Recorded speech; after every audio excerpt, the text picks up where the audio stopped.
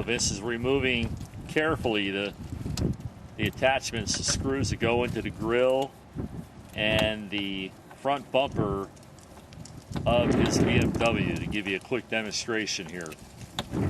Now once those few screws are removed, what you want to do is stuff your hand in here, but just be very careful. Do not break the bumper.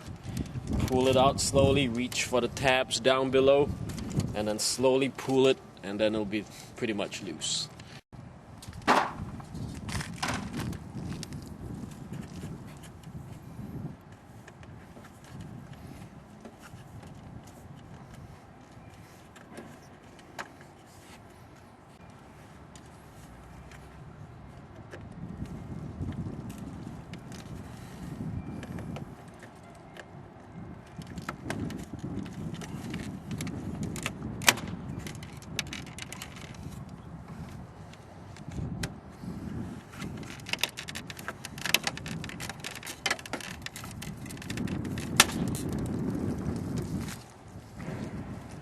Now we are ready to install the RPI Scoop on this 550. So basically here is what the scoop looks like, and what you want to do is basically have these two holes lined up here, and this guy at the bottom here lined up at the bottom. So it's a very simple process. So here is basically how it should look, and make sure that it's horizontal because you don't want the performance to be affected. So once you sort of know where the position is, take the scoop back out.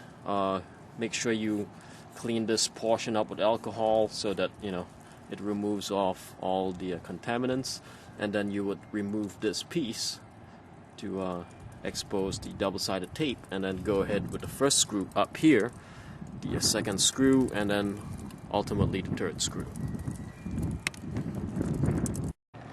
Now make sure that the RPI scoop is well positioned and it's pretty much horizontal, and make sure that it's flush, and then you can go ahead and start installing the self-tapping screw.